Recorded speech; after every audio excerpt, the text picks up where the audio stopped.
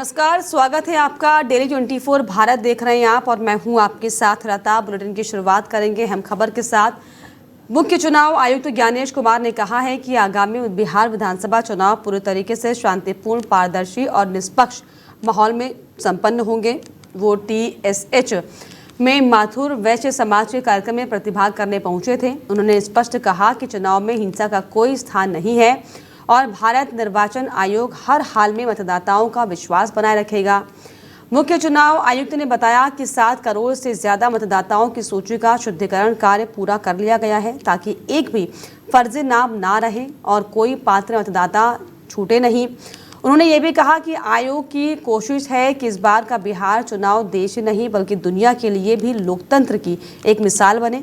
ज्ञानेश कुमार ने यह भी कहा कि आयोग मतदान केंद्रों की सुरक्षा व्यवस्था, दिव्यांग और वरिष्ठ नागरिकों की सुविधा और आचार संहिता के सख्त अनुपालन पर विशेष ध्यान दे रहा है।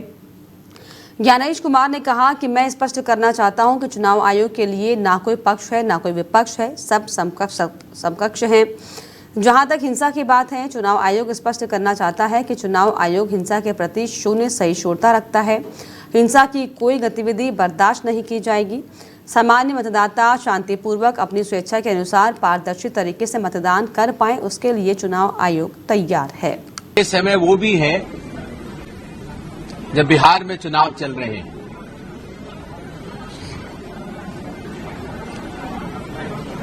बिहार के चुनावों में हर राजनीतिक दल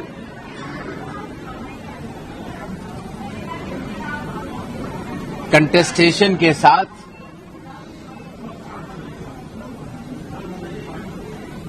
अपने अपने तरीकों से मतदाताओं को उन्हें वोट देने की अपील कर रहे हैं। मैं एक बार स्पष्ट करना चाहता हूं कि चुनाव आयोग के लिए न कोई पक्ष है न कोई विपक्ष है, सब समकक्ष है। पहले चरण का चुनाव 6 नवंबर को होगा और दूसरे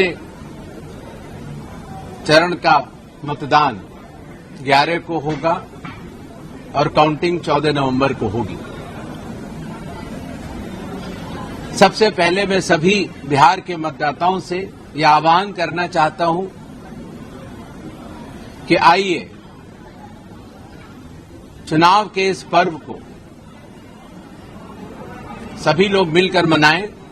तो बिहार में चुनाव को लेकर हालांकि तैयारियां तेज हैं और इसी कड़ी में जो है मुख्य चुनाव आयुक्त की तरफ से बयान आया है और इसी पर ज्यादा बातचीत के लिए राजनीतिक विश्लेषक दिनेश सिंह गेट मेरे साथ जुड़ गए। दिनेश जी, बहुत बहुत स्वागत आपका डेली 24 भारत में। जी नमस्कार। दिनेश जी, जिस तरीके से हालांकि बिहार चुनाव को लेकर काफी हो हल्ला भी हुआ, तमाम आरोप लगे चुनाव आयोग पर, अब जो है चुनाव आयोग का साफ तौर पर ये कहना है कि किसी भी तरीके से जो है कोई हिंसा बर्दाश्त नहीं होगी और पूरी निष्पक्षता के साथ चुनाव होगा। देखिए, सबसे पहले तो जैसे जिस तरीके से Gyanesh Kumar ji chief election commissioner जो है उन्होंने एक चीज बड़े मुख्य तौर पर कही है। उन्होंने कहा कि ना पक्ष ना विपक्ष, सिर्फ समपक्ष, यानी कि सबको बराबर एक ही नजर से देखने का काम करेंगे कि किसी की मतलब ये ऐसा नहीं कि कोई मतलब जैसे कि एक पार्टी के लिए दूसरा नियम है, दूसरे के लिए अलग नियम है। तो 12 पार्टी जो पोल के फ्रेम में है मतलब ये सभी के लिए समान नियम है और कोई भी अगर कोई उल्लंघन अगर किया जाएगा तो उन्होंने स्पष्ट किया कि जितने जो जैसे जितनी काउंसिल जितने ऑब्जर्वर्स हैं, जितने वहाँ के जो मतलब इलेक्शन कमीशन के जो नुमाइंदे हैं और BLA और BLO जो है तो वो सब मिल करके एक तरह से और जो वहाँ पर मतलब जैसे सरकारी तंत्र के लोग और वहाँ के जो DM जो है तो पूरे तरीके से मतलब सारी जैसे कि मतलब कि ऑडियो वीडियो जो है उनको इग्नोर करके और पूरे तरीके से इलेक्ट्रॉनिक जो सर्वेलेंस करने का काम भी किया जाएगा। तो उसके तहत किसी भी जगह पे कोई 0 टॉलरेंस और 0 एरर के लिए जगह है उसमें। तो उसी को लेकर के उन्होंने स्पष्टता से सब चीज क्लियर की और किसी भी जैसे वायलेंस को लेकर जैसे उन्होंने बात बताई क्लियर तरीके से, तो उसमें स्पष्टता से क्लियर होगा कि जैसे जो वायलेंस हुआ था मोकामा में उसको लेकर क्या कार्रवाई वो सबके सामने स्पष्ट है। तो इसी को लेकर के दूसरा देखिए जैसे किसी भी चीज में थोड़ा सा बताना और चाहूंगा कि जैसे SIR को लेकर के पहले जैसे कि उन्होंने बताया कि संपन्न पहला चरण बिहार में संपन्न हुआ और दूसरा चरण 12 राज्यों में जैसे शुरू होगा जैसे, और उसमें जैसे 0 अपील के साथ में पूरे अच्छे तरीके से संपन्न हुआ और प्रतिपक्ष में जैसे बहुत सारी पार्टी को लेकर सवाल जवाब कर रहे थे। लेकिन सुप्रीम कोर्ट में देखिए जैसे 16 अक्टूबर को जस्टिस बागची और जस्टिस सूर्यकांत की पीठ में सुनवाई हुई और 16 अक्टूबर को करीब 12:50 पे कार्रवाई शुरू हुई और 1:30 के आसपास, यानी कि मात्र 40 मिनट में सारी इतना जो हो रहा था वो सारा उसका एक तरह समापन हो गया। लेकिन उसमें कोई भी पार्टी की तरफ से बहुत ज्यादा अपील करने का काम या बहुत ज्यादा उसमें आवाज नहीं उठाई गई, तो उस पर आश्चर्यचकित थे सभी कसम कि मेरी क्योंकि लगा था कि शायद लंबी सुनवाई होगी, लेकिन ऐसी नहीं भाई, और अभी भी चीजें जो दुरुस्त है और ठीक ठाक तरीके से चल रही है। चलिए दिनेश जी, बहुत शुक्रिया समय देने के लिए। तो आपको बता दें कि जो है चुनाव आयुक्त ने साफ तौर पर यह बयान दिया कि किसी भी कीमत पर पक्ष और विपक्ष नहीं होगा, बल्कि समकक्ष को देखते हुए चुनाव होगा और निष्पक्ष तरीके से जो है चुनाव किया जाएगा इस पूरे बिहार विधानसभा चुनाव को लेकर।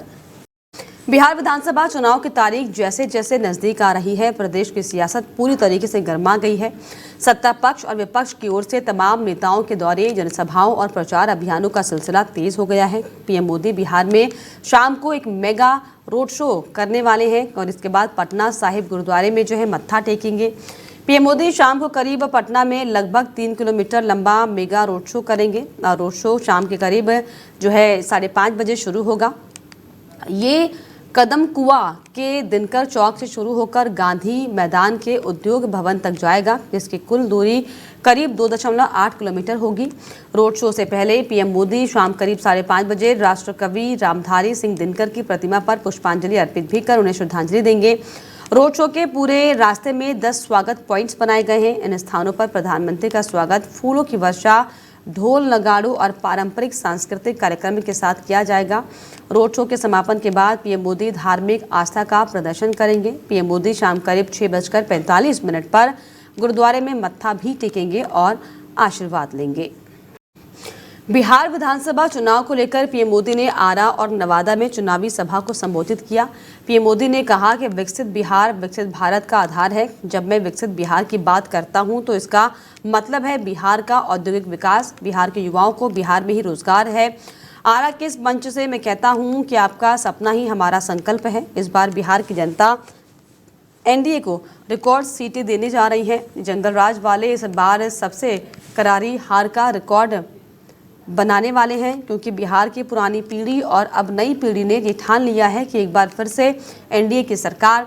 एक तरफ एनडीए का ईमानदार घोषणा पत्र है तो दूसरी तरफ जंगल राज वाले हैं। उन्होंने अपने घोषणा पत्र को झूठ, छल, कपट, लोगों को आंखों में जो है धूल झोंकने वाला बताया। वहीं जंगल राज के लोगों ये मत भूलो, ये पब्लिक है, ये सब जानते, दरअसल ये बयान दिया। और इसके अलावा उन्होंने युवाओं में जोश कहा कि जो मैं देख रहा हूं वो एक ही संदेश देता है कि अब की बार फिर से एनडीए की सरकार बनने जा रही है। साथियों, एक तरफ एनडीए का ईमानदार घोषणा पत्र है तो और उधर जंगल राज वाले हैं, इन्होंने अपने घोषणा पत्र को भी झूठ का, छल कपट का, लोगों की आंखों में धूल झोंकने वाला दस्तावेज बना दिया है।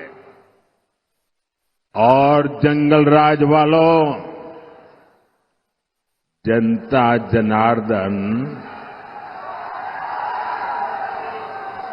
जनता जनार्दन कोई बुबर्ग बुझे हो क्या?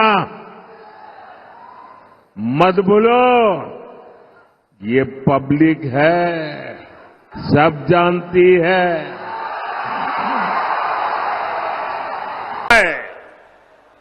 इसलिए आज मैं एनडीए के सभी उम्मीदवारों के लिए आप सभी का आशीर्वाद मांगने आया हूं। और यहां जो मैं उत्साह देख रहा हूं, जो जोश से भरे हुए नौजवानों को देख रहा हूं,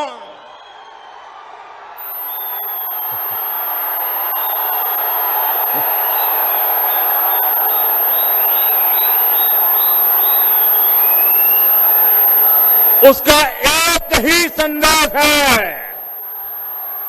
फिर एक बार एनडीए सरकार, फिर एक बार, फिर एक बार, फिर एक बार, फिर एक बार।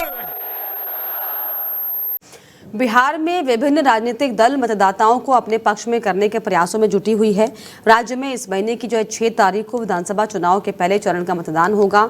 एनडीए और महागठबंधन के नेता अपने उम्मीदवारों के पक्ष में प्रचार करते हुए एक दूसरे पर आरोप प्रत्यारोप लगा रहे हैं। लोकसभा में नेता प्रतिपक्ष और कांग्रेस सांसद राहुल गांधी ने बेगूसराय में चुनावी सभा को संबोधित किया। उन्होंने पीएम मोदी पर निशाना साधते हुए कहा कि 56 इंच की छाती वाला डरपोक जो है हमारा पीएम है। महात्मा गांधी की छाती बड़ी नहीं थी, लेकिन वो किसी से डरते नहीं थे। इंदिरा भी किसी से डरती नहीं थी। बिहार में हमारा महागठबंधन सत्ता में आएगा और हम आपको सर्वोत्तम शिक्षा प्रदान करेंगे। मैं आपको व्यक्तिगत गारंटी देता हूं कि जिस दिन केंद्र में महागठबंधन की सत्ता में आएगी, हम नालंदा विश्वविद्यालय जैसा अच्छा विश्वविद्यालय खोलेंगे। हम ऐसा विश्वविद्यालय खोलेंगे जहां पर दुनिया भर से छात्र आएंगे और दाखिला लेंगे। यहाँ पे हमारी गठबंधन की सरकार आएगी, जीतेगी, और हम आपको पूरी की पूरी तरीके से दम लगाकर बेहतरीन शिक्षा देने वाले हैं। मगर मैं आपको एक गारंटी देता हूं, मैं आपको पर्सनल एक गारंटी देता हूं, और इसको आप याद रखिए। जिस दिन दिल्ली में यूपी इंडिया गठबंधन की सरकार आएगी, उस दिन मैं आपको बता रहा हूं कि नालंदा यूनिवर्सिटी जैसी यूनिवर्सिटी फिर से बिहार में खुली, और पूरी दुनिया से मैं बता रहा हूं आपको, हम ऐसी यूनिवर्सिटी खोलेंगे जहां पूरी दुनिया से लोग लाइन लगाकर बिहार में आके पढ़ाई करने की कोशिश करेंगे। बातचीत के लिए विजय कौशिक कांग्रेस नेता मेरे साथ जुड़ गए। विजय जी, बहुत स्वागत आपका डेली 24 भारत में। जी विजय जी, जिस तरीके से अक्सर जो है राहुल गांधी अपने ही बयानों में फंसते हुए दिखाई पड़ते हैं, और अब एक बार फिर से जो बयान राहुल गांधी ने दिया है कि 56 इंच की छाती वाला पीएम डरपोक है, लगता है कि चुनाव से ठीक पहले ये बयान उन पर भारी पड़ सकता है। नहीं, क्यों भारी पड़ेगा? अगर राहुल गांधी जी सच बोल रहे हैं, देश की जनता के सामने सच रख रहे हैं, तो जनता तो सच को सुनकर खुश होगी या परेशान होगी? पहली बात जी। दूसरी बात, जो अन्य प्रधानमंत्री अपने लिए कहते हैं या उनके समर्थक कहते हैं कि उनका 56 इंची सीना है, तो जब ट्रंप हमारे देश के बारे में तमाम तरह के दावे करते हैं, तब उसके खिलाफ सच बोलने की हिम्मत मोदी जी में क्यों नहीं होती? वो और उनके समर्थक दबी जबान में बात करते हैं ट्रंप के खिलाफ। ऐसा क्या डर है भाई? कहाँ गया 56 इंची सीना? जो प्रधानमंत्री अगर सच को सीना ठोक कर नहीं कह सकते, उसे राहुल गांधी जी की नजरों से कमजोर ही समझा जाएगा निश्चित तौर पर। और जब ट्रंप ने दावा किया था कि भी उन्होंने युद्ध रुकवाया, तब भी मोदी जी ये स्पष्ट नहीं कर पाए थे कि युद्ध रुका क्यों, किस लिए रुका। तमाम तरह के लेकिन विजय जी, ऐसे में हालांकि चलिए राजनीतिक बयान तो एक तरफ है, लेकिन क्या पद की भी गरिमा नहीं रखी जाएगी? अब डरपोक, छाती वाला इंसान डरपोक है, क्योंकि राहुल गांधी पहले से ही अपने बयानों में फंसते रहते हैं, फिर उल्टी लकड़ी क्यों ले सकते? सुनिए, अगर राहुल गांधी जी के मुताबिक मोदी जी इस देश को बर्बाद करने में लगे हुए हैं, तो जो व्यक्ति बर्बाद करने में लगा हुआ है, फिर उसकी गरिमा क्या रही? और उसको क्यों और इसलिए इज्जत देंगे राहुल गांधी? पहली बात। दूसरी बात, राहुल गांधी जी स्पष्ट कर चुके हैं देश की इकोनॉमी गड्ढे में डाल रखी है, चंद पूंजीपतियों के हवाले कर रखा, धन का रुक गया, गरीब और गरीब होता जा रहा है, चंद अमीर और अमीर होते जा रहे हैं। तो उन परिस्थितियों में बड़ी सीधी सी बात है, इज्जत का हकदार वो होता है जो देश के लिए सही नीयत के साथ काम करे, ना कि बगल में छुरी और मुंह में राम राम की तर्ज पर इस देश को ऐसी खाई में धकेल दे कि जिसका कोई अंत या जिससे कुछ उद्धार होता हुआ नहीं दिख रहा। बड़ी सीधी सी बात मैं आपसे कह रहा हूँ। चलिए विजय जी, बहुत शुक्रिया आपका। हालांकि इन बयानों का असर विधानसभा चुनाव में कितना हो पाता है वो देखने वाली बात होगी। फिलहाल शुक्रिया आपका। तो आपको बता दें कि जिस तरीके से राहुल गांधी हालांकि अक्सर जो है बयानों को देते हैं, उसके बाद जो मुश्किलें राहुल गांधी की बढ़ती है, और अब एक बार फिर से जिस तरीके से 56 इंच की छाती वाला डरपोक है जो बयान राहुल गांधी ने दिया है, अब ऐसे में जो है जनता इस पर क्या रिस्पॉन्स करती है, क्या जो है प्रधानमंत्री नरेंद्र मोदी इस पर किस तरीके से रिएक्ट करते हैं, हालांकि ये तो आने वाला वक्त बताएगा। लेकिन अक्सर कांग्रेस पार्टी की तरफ से इस तरह के बयान जो है वो दिए जाते हैं, जो कि कहीं ना कहीं जो है गरिमा को शर्मसार करते हैं। और इसी पर और ज़्यादा बातचीत के लिए मेरे साथ जो है खेमचंद शर्मा जी जुड़ गए हैं, बीजेपी प्रवक्ता हैं। खेमचंद जी, जिस तरीके से जो राहुल गांधी ने 56 इंच की छाती का बयान दिया और कहा है कि जो है 56 इंच की छाती वाला जो है डरपोक है, इस पर क्या आपकी प्रतिक्रिया? देखिए, राहुल गांधी तो डरपोक है क्योंकि वो कोई काम करते नहीं है और करते हैं तो निराधार बातें करते हैं, नेगेटिव बातें करते हैं, देश को बदनाम करने की बातें करते हैं। और जब भी वो बातें करते हैं तो ऐसी बातें करते हैं जिससे जनता का कोई फायदा होने वाला नहीं है, सिर्फ और सिर्फ उनका पर्सनल फायदा होने वाला हो, उनकी अपनी राजनीति इच्छा हो रही हो। जी, लेकिन कांग्रेस के नेता आरोप बीजेपी पर लगा रहे हैं कि वो कह रहे हैं कि डरपोक इंसान को डरपोक ना कहा जाए तो क्या कहा जाए। जब किसी भी समय में चाहे ट्रम्प की बात हो, चाहे महंगाई की बात हो, तो झूठ बोला जाता है जनता से। विपक्षियों का ये कहना है। मोदी जी को डरपोक तो कोई नहीं कह सकता। आदरणीय प्राइम मिनिस्टर मोदी जिस तरीके से ईंट का जवाब पत्थर से दिया दुश्मनों को, पाकिस्तान हो चाइना हो, और जिस तरीके से इंटरनेशनल पटल पे उनको और उनके लीडर्स को सब अप्रिशिएट करते हैं। अभी जब इंटरनेशनल सिनारियो चल रहे हैं उसमें भी वो पूरे दमखम के साथ खड़े हुए हैं, किसी के साथ झुके नहीं, और अपने 140 करोड़ लोगों की जो आकांक्षा है उनको आगे लेके चल रहे हैं। और वो भी डरपोक नहीं कह सकता, वही व्यक्ति डरपोक कह सकता है जो अपने साउंड माइंड में नहीं है। चलिए खेमचंद जी, बहुत शुक्रिया आपका। तो आपको बता दें कि हालांकि एक तरफ पक्ष एक तरफ विपक्ष जो है लगातार अपनी बयानबाजी कर रहा है, लेकिन ऐसे में देखने वाली बात दरअसल ये होगी कि अब इन बयानबाजियों का जो असर है वो आने वाले विधानसभा चुनाव में किस तरीके से देखने को मिल पाते हैं और क्या इसके परिणाम होते हैं। चलिए खबरों में आगे बढ़ेंगे। पूर्व विधायक और मोकामा से जदयू प्रत्याशी अनंत सिंह को एमपी एमएलए कोर्ट में पेश किया गया। 30 अक्टूबर को जनसुराज पार्टी के समर्थक दुलार चंद यादव की हत्या हुई थी और इस आरोप में उन्हें गिरफ्तार किया गया। अपर मुख्य न्यायिक दंडाधिकारी ने उन्हें 14 दिनों की न्यायिक हिरासत में भेज दिया है। आपको बता दें कि मोकामा में दुलार चंद हत्या मामले में देर रात पटना पुलिस ने कड़ी कार्रवाई करते हुए पूर्व विधायक और मोकामा विधानसभा क्षेत्र से एनडीए प्रत्याशी अनंत सिंह को गिरफ्तार किया था।